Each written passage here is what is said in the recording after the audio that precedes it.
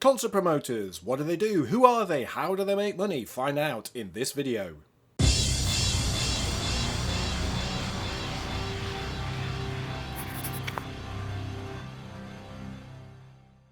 Hello and welcome to my series on the live music business, and in this video we're going to be looking at the concert promoters. So what do concert promoters do? Well, they find an artist, find a venue, organise a concert featuring that artist at that venue and sell tickets. And it's as simple as that. Who are the concert promoters? Well, before I get into naming names, I'm going to briefly describe that there are types of concert promoters. There's roughly two types. You've got your in-house promoters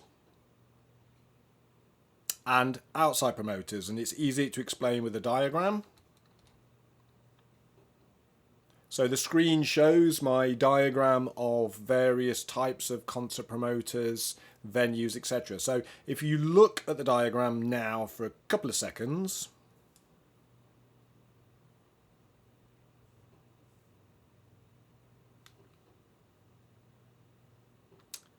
you'll see that I've got columns describing types of venues and examples. There are two columns that say in-house promotion and outside promotion, and then the rows across are describing examples. So if you look at the first type in the first row going across at the top, we've got bar or pub. And if you look at the in-house promotion, yes, that kind of venue, bar or pub, will have someone in-house who books the shows, who gets the bands in, the artists in, the DJs in to play. So it's all in-house. Usually those bars and it's the owner or the manager who gets talent to play. As you move down the rows, down the sheet, and you get into larger venues, we tend to see that outside promoters will come in. If you look down to the row that says large theatre, and we look at the O2 Academy Brixton, for instance, you'll see that occasionally there's an in-house promotion, it's owned by a large promotion group, and also there are national promoters, outside promoters will hire Brixton Academy in order to put on concerts. So that's the difference between the two. You've got your in-house and your outside promoters. Going on to name names, as with the booking agencies, there's two powerful worldwide entities. You've got Live Nation, who represent 30,000 concerts worldwide and more than 100 festivals. They also own their own venues, which is quite important. And their big rival is AEG, also based in North America. And AEG have a subsidiary called Golden Voice. No doubt if you have been to a live concert or club experience in the last 15 years, you'll have been to a Live Nation or an AEG concert. So they are the two main promoters in the world at the moment. And then around the world there are the regional and national promoters. The screen shows SM Entertainment, who are big in K-pop, for instance. And then here in London, regional promoters such as Eat Your Own Years and Crosstown, serving that market. So how do promoters make money? The primary source is to sell tickets, and usually promoters will make their profit from the sale of tickets. However, you've looked at booking agents, you've looked at the power they wield, and the deals that booking agents will want from promoters will often mean that promoters will see very little profit from their ticket sales in order to provide the fees that the booking agents demand from the promoters and the level of audience care that's required. Profits from concert promoting are very thin, and increasingly promoters look to other revenue streams in order to make a living. One of those revenue streams is food and beverage, and the screen shows the Mercury Lounge in downtown Manhattan. It's a 250 capacity room. So if you're selling tickets at $10, then your gross potential for the show is going to be $2,500. And most acts coming through, if they've got a booking agent behind them, will be looking for a sizable chunk of that as their performance fee.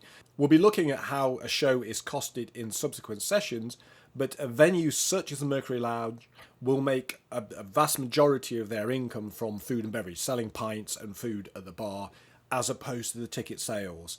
And with in-house promoted shows, we kind of wrap up the whole food and beverage costs income with the ticket sales. But when we're talking about larger scale shows, we divorce food and beverage. We don't put it into our show costings whatsoever. Another way that a promoter can get further revenue from tickets is VIP experiences. One example of which would be the trend for boutique camping at open air festivals.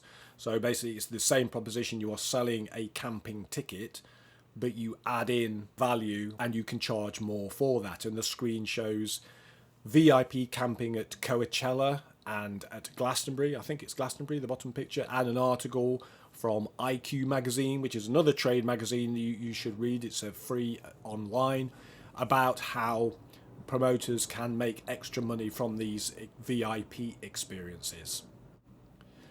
Promoters increasingly look to sponsorship. The screen shows research by Nielsen, a big research company, about music sponsorship. So these promoters, if you look at the US column, which is the fourth along, Pepsi and Coca-Cola have spent the most money on corporate sponsorship of live music events, according to Nielsen, in 2015.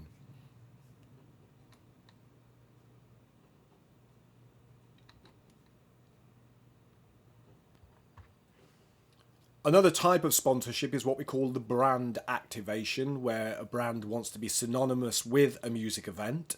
The screen shows Jägermeister and the work of the agency Frucht, who put this all together. Basically, they approached festivals in the UK and said, we want to build a stage and we'll supply the talent and its infrastructure. Basically, how much is it? So festival promoters, it's one way of gaining income. They can charge Jägermeister a certain amount of money, with a lot of zeros on the end, I imagine, for the duration of the festival. And it's a good way of a brand, in this case Jägermeister, directly reaching an audience, and it's good for a promoter because they can just sell a bit of their field off while the festival is on. Another form of income for the promoters is that of concessions, selling car parking, food and beverage, etc. as part of their venue packages. I mentioned that Live Nation and AEG own their own venues, and the screen shows the Shoreline Amphitheatre, a Live Nation venue.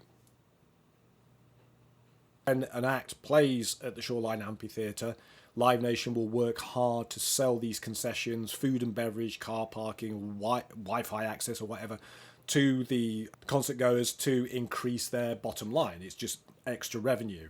And Michael Rapino, famously, when he took over at the head of Live Nation, was amazed that they had no data on any of their customers. They didn't know who they'd sold a concert ticket to. That has all changed, and you'll know if you've bought a Live Nation ticket recently that they've got that data now, and they can sell you extra goods and services.